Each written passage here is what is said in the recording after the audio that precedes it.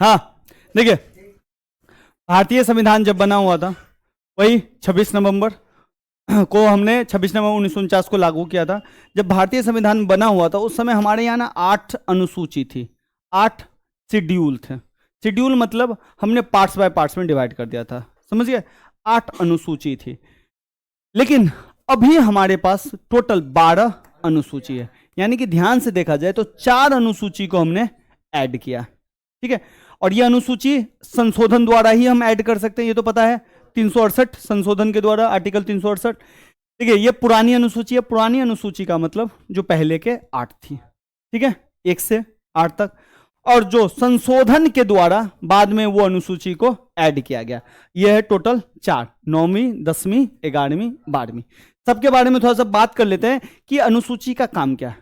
प्रथम अनुसूची में जो रखा गया है वह है राज्यों का नाम, संघ क्षेत्रों में नामों का परिवर्तन और उनकी जो सीमा बनेगी, बाउंड्री बनेगी, वो किसके में रखा गया? प्रथम अनुसूची में। क्लियर है? जो नए राज्य बनेंगे, जो नए राज्य एंटर करेंगे, ये सब किसका काम है? प्रथम अनुसूची में ये सब्जेक्ट है। दूसरी अनुसूची में जो भारत सरकार के कर्मचारी है उसके जो वेतन मिलेंगे, भत्ते मिलेंगे और पेंशन मिलेंगे, वो किस में रखा गया है? दूसरी अनुसूची में। समझ गए? हल्का हल्का सब है, आराम से करते हैं। तीसरी अनुसूची में जो भारत सरकार में जो विधायक या भारत के मंत्री या कोई भी चीज जो चुनाव जीत के आएंगे, वो जो शपथ लेंगे, वो किस में रखा गया? तीसरी अनुसूची में। क्लियर? चौथी अनुसूची में याद है राज्यसभा के बारे में मैंने बताया था। राज्यसभा जो है राज्यों से सीट लिया जाता है। जैसे उत्तर प्रदेश में सबसे ज्यादा लोकसभा की भी सीट है और राज्यसभा की भी सीट है। लोकसभा की सीट 80 है और राज्यसभा की सीट है 31। तो राज्यसभा में जो सीटों का आवंटन है राज्यों का, वो किस में रखा गया? चतुर्थ अनुसूची में। ठीक है, पांचवी अनुसूची और छठी अनुसूची साथ में पढ़ा रहा हूं। पांचवी अनुसूची जो है अनुसूचित क्षेत्र और अनुसूचित जनजाति, जो ट्राइबल लोग हैं। ट्राइबल लोग का अर्थ मतलब है कि एक जगह पे जो 600 साल से भी ज्यादा रह रहे हैं उसको ट्राइबल लोग कहेंगे। कुछ लोग ट्राइबल लोगों के बारे में ये बात समझते हैं कि जो जंगल में रहते हैं। नहीं, जंगल के कुछ लोग हो सकते हैं, जंगली नहीं। लोगों के दिमाग में क्या होता है? ट्राइबल का मतलब झिंगाला लहू, बिल्कुल गलत। ट्राइबल लोग जो एक जगह पे 600 साल से ज्यादा रह रहे हैं। सिख जो पंजाबी लोग हैं वो भी अनुसूचित जाति के अंतर्गत आते हैं। समझ रहे? तो पांचवी अनुसूची में जो अनुसूचित जनजाति का जो प्रशासन होगा, जो एडमिनिस्ट्रेशन होगा और वहां का जो कंट्रोल होगा, उसके प्रावधान कहां पे है? पांचवी अनुसूची। समझे? वहां का जो देखिए ट्राइबल लोगों का अपना रीति रिवाज हो सकता है। जैसे सिख में देखिए कृपाण रखने का वो है, पग पहनने का, और भी जाइएगा और भी अलग अलग है। समझ गए? छठी अनुसूची में असम, मेघालय, त्रिपुरा और मिजोरम राज्यों का जनजातीय प्रशासन से संबंधित है। सातवीं अनुसूची ये संघ सूची, केंद्र सरकार का अधिकार, राज्य सूची राज्यों का अधिकार, जहां पे दोनों काम करेगा। ठीक है, सबसे ज्यादा जो लिस्ट है वो किसके पास है? केंद्र के पास। राज्य के पास घट गया, क्योंकि राज्यों के पास घटने का एक कारण और है। मुखिया और नगर निगम का जब स्थापना हो गया, ग्राम पंचायत का, तो राज्यों के अधिकार ले जाके किसको दे दिए गए?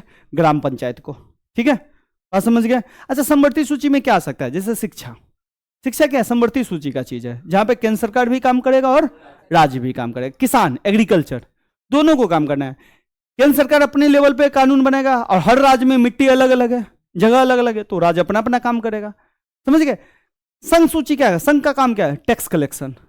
भारत का संचार व्यवस्था, रेलवे लाइन एक राज्य से दूसरे राज्य में प्रवेश करती है, वो सब काम का किसका है? संघ सूची। कम्युनिकेशन, इंटरनेट, भारत का सुरक्षा, ये किसका काम है? संघ का। इसलिए आप देखिएगा कि प्रधानमंत्री दूसरे देश के दौरे पे जाते हैं, बातचीत करते हैं, बायलैटरल ट्रेड करते हैं। राज्य का काम है पुलिस, किसका काम है? राज्य का। उस राज्य का कानून व्यवस्था किसका काम है? राज्य का। लैंड पे जो टैक्स लगाने का काम है वो किसका है? राज्य सरकार का। लैंड पे टैक्स का मतलब जब आप घर रजिस्ट्री करवाने जाते हैं तो आपसे एक शुल्क लिया जाता है, रजिस्ट्री पैसा। वो रजिस्ट्रेशन क्या है? टैक्स ही तो है। क्लियर है? तो ये सब जो है किसका है? सातवीं अनुसूची, ये बटा हुआ है। क्लियर है? कोई दिक्कत? अब आते हैं आठवीं अनुसूची। आठवीं अनुसूची में भारत की 22 भाषा है और ये आठवीं अनुसूची में ये बड़ा क्वेश्चन आया। आठवीं अनुसूची, सातवीं अनुसूची, छठी, पांचवी, भर भर के क्वेश्चन आया। क्लियर है? अब आते हैं नेक्स्ट, संविधान के द्वारा। नौवीं अनुसूची, ध्यान रखिएगा कि भारत का संविधान लागू हुआ, भारत में चुनाव हुए और भारत का पहला पार्लियामेंट जो बैठा उसमें पहला जो हुआ, पहला नहीं, पहला ही सेशन जो हुआ, उसमें जो पहला जो अनुसूची को जोड़ा गया वो है 9वीं अनुसूची। और ये पहला फर्स्ट संविधान संशोधन के द्वारा हुआ। सोच के देखिए कि संविधान अभी अभी नया नया बना है और संशोधन करना पड़ा। कारण क्या थे भैया? सोच के देखिए। तो इसका सिंपल कारण था, आपको याद है, संपत्ति का अधिकार। देखिए, संपत्ति का अधिकार मूल अधिकार था। अब मूल अधिकार ऐसा अधिकार है कि अगर आपसे कोई छीन रहा है तो आप कोर्ट में जा दोगे, कोर्ट में जा सकते हैं, कोर्ट आपको देगा। तो भारत सरकार नया नया आजाद हुआ था, भारत देश, डेवलपमेंट करना है, डेवलपमेंट करेंगे तो पटरी बिछाना है, बड़े बड़े डैम बनाने हैं, फैक्ट्रियां लगाना है, तो उसके लिए तो भाई ये सब काम हम कहां पे करेंगे? जमीन पे करेंगे। बड़े बड़े हाईवेज बनाने हैं, जमीन पे करना है। लेकिन जमीन था बिचौल उसके पास, जमींदारों के पास। अब वो जमींदारों से जमीन लिया जाता था, उसको पैसा दिया जाता था, जमींदार कहता था नहीं, कैसे, ये तो मेरा वो अधिकार है, कौन सा, मौलिक अधिकार है, कोर्ट में चला जाता था।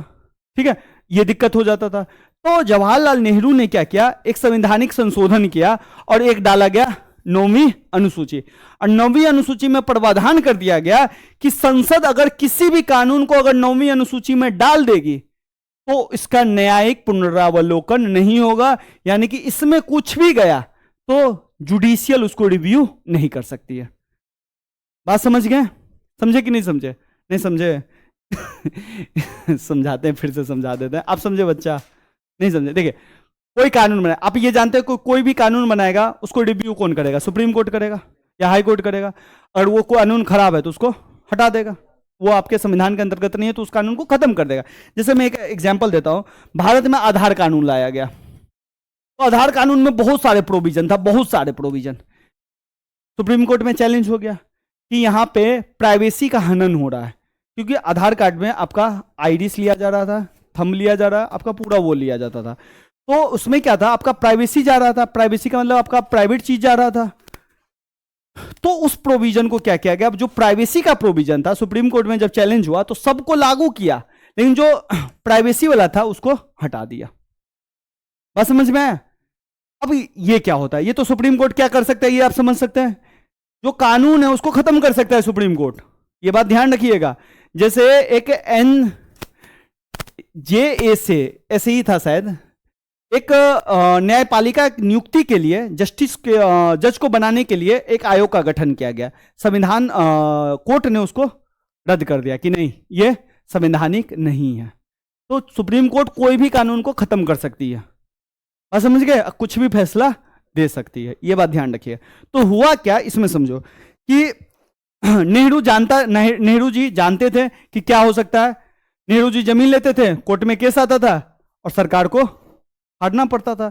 तो नेहरू जी ने संवैधानिक संशोधन करके एक 9वीं अनुसूची बनाई और उस अनुसूची में भूमि सुधार वाला कानून ला दिया कि अगर मैं कहीं से भूमि लेना है, भूमि सुधार करना है, तो वो भूमि सुधार वाला कानून इसमें डाल दिया और इस पर एक बैरक लगा दिया 9वीं अनुसूची में कि इसमें सुप्रीम कोर्ट भी नहीं घुस सकता। बात समझ गए आप? ये ऐसा है बाबू, लोग राजनीति है, समझे? राजनीति चालाक लोग खेलता है और मूर्ख लोग तमाशा देखता है। ये बात ध्यान रखिएगा, ठीक है? मिठाई पे जो नजर गया लड़का का। चलो अच्छा, ये पहली अनुसूची में क्या यही है, भूमि सुधार, जमींदारी उन्मूलन। इसके लिए ये देखिए, न्यायिक पुनरावलोकन से बचाने के लिए ये लाया गया, ठीक है। 10वीं अनुसूची 52वां संविधान संशोधन से लाया गया। अब इसमें क्या होता था, देखिए लोग है ना, नेता पार्टी बदलते थे, नेता पार्टी आज भी बदलते हैं, तो बदलने में कोई हर्ज नहीं है। लेकिन चुनाव अगर आप जीतते हैं ए पार्टी पे और चुनाव जीतने के बाद अगर आप चल जाते हैं बी पार्टी में, तो ये होता है दल बदल। क्या होता है? दल बदल। बात समझे? चुनाव से पहले अगर आप पार्टी बदल लिए कोई दिक्कत नहीं है, लेकिन मान लीजिए आज आप आम आदमी पार्टी में, अभी चुनाव नहीं हुआ और आप बीजेपी में चले गए, कोई दिक्कत नहीं। लेकिन चुनाव आप जीत गए आम आदमी पार्टी से और फिर जीतने के बाद किस में चले गए? बीजेपी में, तब आप पे दल बदल का कानून लगेगा। तो दल बदल का जो नियम है वो किस में लाया गया? 10वीं अनुसूची में। बात समझ गए? चुनाव जीतने के बाद आप नहीं जा सकते हैं, उसका भी कुछ नियम है, ठीक है। फिर 11वीं अनुसूची लाया गया, 11वीं अनुसूची लाया गया 73वां संविधान संशोधन द्वारा, और ये लाया गया 74वां संविधान संशोधन। 11वीं में पंचायत के बारे में और इसमें नगर निगम के बारे में। पंचायत गाँव वाव, जिला पंचायत ये सब जो होता है, जिला पार्षद सब।